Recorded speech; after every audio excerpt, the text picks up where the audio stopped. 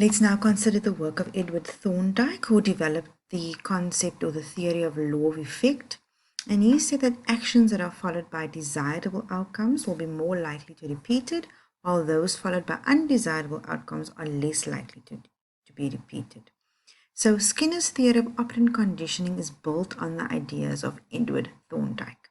And he introduced the concept of reinforcement and was the first to apply psychological principles to the area of learning. And much of the work that we do and we follow within behaviorism is built on the concepts that Edward Thorndike introduced. If you remember last year in the historical timeline that we looked at in Educational Psychology 1, you'll remember Edward Thorndike was a very prominent theorist within that or on that timeline. We now move on to the cognitive perspective, and the cognitive perspective focuses on non-observable states, and it notes the existence of internal mental states. So behaviorism disregarded the internal mental states.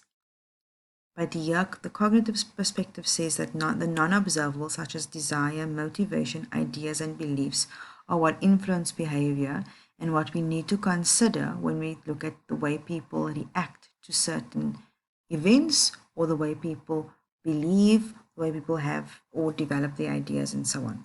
And learning is based on how people perceive, remember, think, and problem solve. Memory structures determine how information is perceived. So if your memory structure is built in a specific way, this is how your information will be perceived. This is how it will be processed, stored, retrieved, and even forgotten. It encompasses perception, categorization, memory, knowledge, representation, language, and of course the thinking process.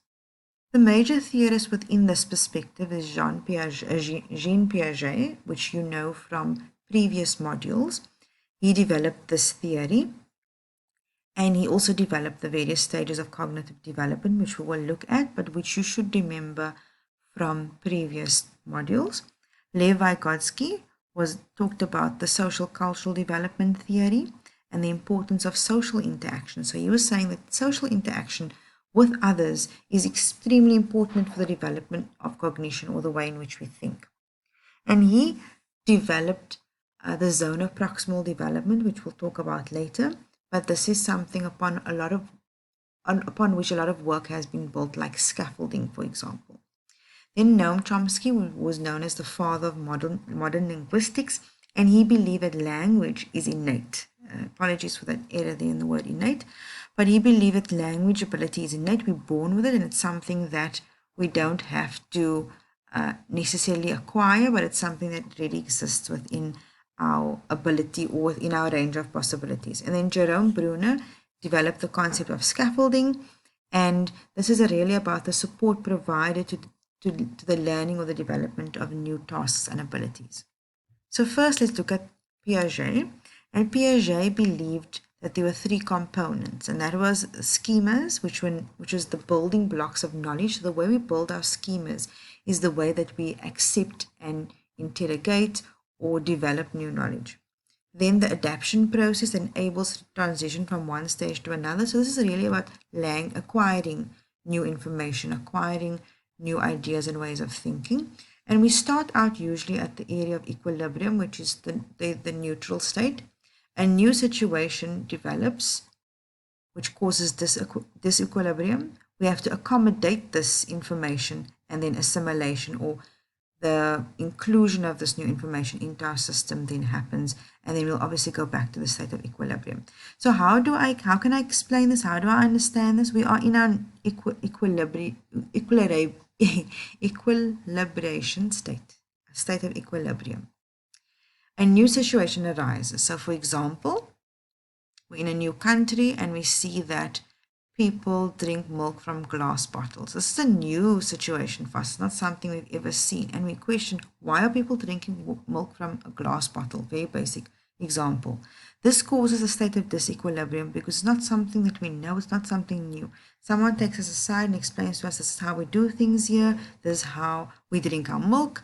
So we accommodate this information and it becomes assimilated into our knowledge. So we accept this information to be true. We then move on, and this is just how things are. It's accepted new knowledge. Then Piaget talks about the stages of cognitive development, which is the sensory motor stage, the pre-operational stage, the concrete operational stage, and the formal operational stage.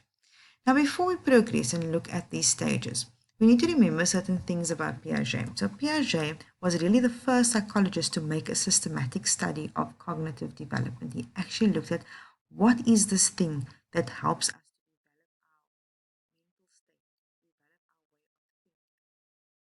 and Piaget's theory of cognitive development explains how a child constructs a mental model of the world.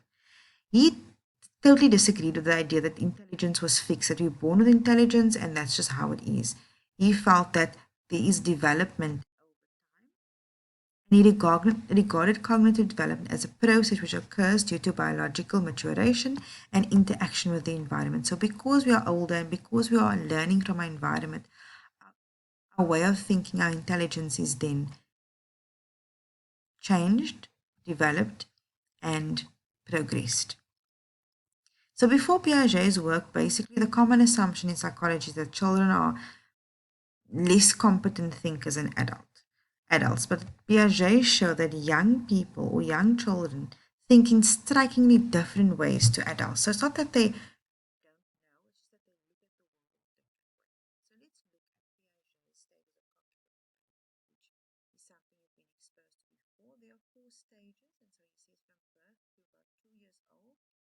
sensory motor stage, and we experience the world through senses and actions, putting things in our mouth. You see kids are always putting things in their mouth, touching things. The developmental phenomena is object permanence, and object permanence means that even if something is no longer in the child's line of sight, they still know it to be there.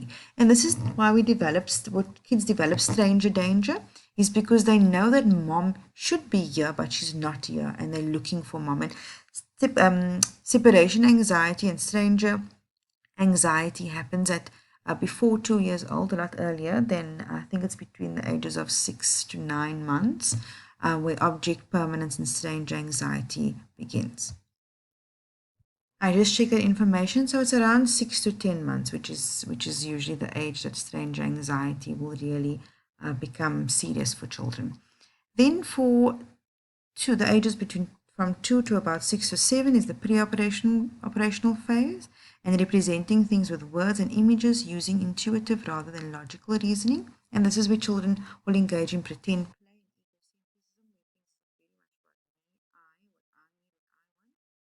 About 7 to 11 years old, it's concrete operational, so you think logically about concrete events. Concrete events are things that you can actually explain and you can see and you can do. Grasping concrete analogies and performing arithmetical operations. And years where conservation and mathematical transformations take place. So I want to talk about this because at the concrete operational phase, we have to understand that children are thinking quite concretely. So things that they can see and understand. So if you expect them to perform very challenging mathematical sums, they are not ready and they're not at the developmental stage to be able to perform or to be able to do those mathematical exercises.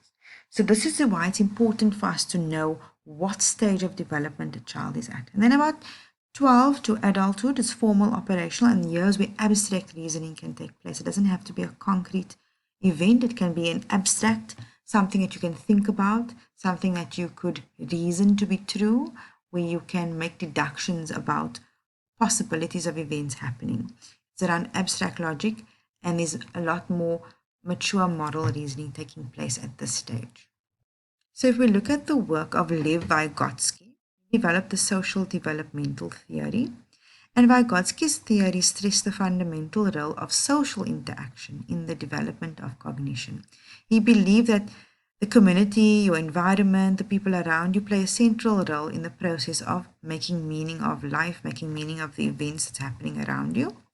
And unlike Piaget, who thought that children's development must necessarily precede their learning, Vygotsky said no, learning is necessary and a universal aspect,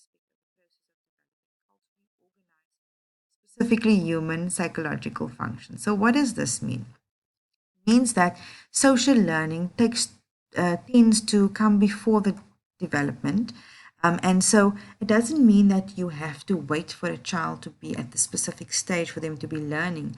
They're learning all the time. They're looking at their social, their society. They're looking at their family, looking at their parents, and they're learning from those people, irrespective of how old they are or where they are in their stage of development. And he really developed what is known as a social cultural approach to cognitive development. He's saying that, you know what, learning is about what we see, what we understand other people do, and it's not something that necessarily means we have to wait for our brain to catch up. So Vygotsky refers to the elementary mental functioning such as attention, sensation, perception, and memory. He places a lot of emphasis on culture affecting cognitive development. He also places considerably more emphasis on social factors contributing to cognitive development, as I said earlier. Also, a lot of emphasis on the role of language in cognitive development. And he also said that adults are an important source of cognitive development. So I'm going to talk about this in the next slide when we look at the zone of proximal development. This table is just giving you an idea, although they're under the same banner. Piaget and Vygotsky do have a. If we look at Vygotsky's zone of proximal development and his theory around this, he said that children who are in the center, they will want to develop a new task, and this task is beyond their reach. What they can do then is depend on knowledgeable others. So who are these knowledgeable others? They could be teachers, they could be parents, and they could be peers. And in today's world, they could also be technology and tools such as laptops or the internet or whatever the case is. So this area here, or these knowledgeable others, helps them to reach the area of beyond their control. So if they're trying to learn something new, trying to learn a new skill, for example, they're trying to learn the guitar. They would like to learn the guitar, but they're not able to do it right now. So what do? They depend on the music teacher to help them build those skills, help them to understand how to play the guitar so that they can this area right here. Sorry about that.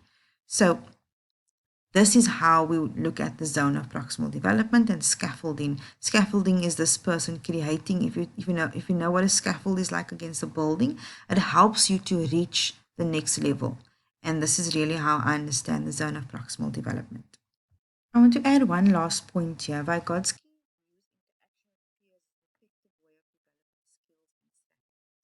he suggests that teachers use cooperative learning exercises where less competent children develop, and excuse the word less competent, children develop with the help from their skillful peers. And this is where teachers often use in the classroom peer-to-peer learning or peer support or group support.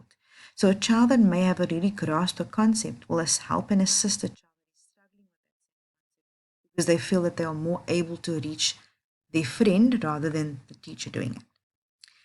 Noam Chomsky, we spoke about language acquisition, and before him, most people thought that language acquisition was mostly a learned process, where, for example, many believe that language skills were developed solely through watching and learning our parents and other people in our environment.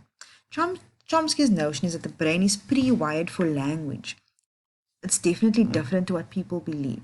So, for example, where Skinner said that language was dependent on input only, remember he spoke about the tabula rasa where he says you are a blank slate. Chomsky believes that people are born with a predisposition for learning language or to learn language. So we already have it in our brain. Therefore, children do not need specific training or education to learn to speak. No trigger is needed. It will happen when it needs to happen. It will happen on its own.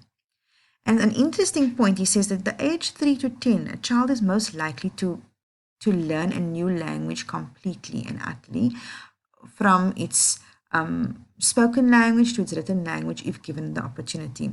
And he talks about this being the optimum learning stage or age. Jerome Bruner developed the scaffolding of learning, which is building upon work that we can do by being supported to reach levels of work that we cannot do yet. He was obviously influenced by the works of Lev Vygotsky, which is the zone of proximal development that we just spoke about. And he said that active support is needed in the learning process. Support can be reduced as a child gets more experienced, and then there are 3 modes of representation as identified here.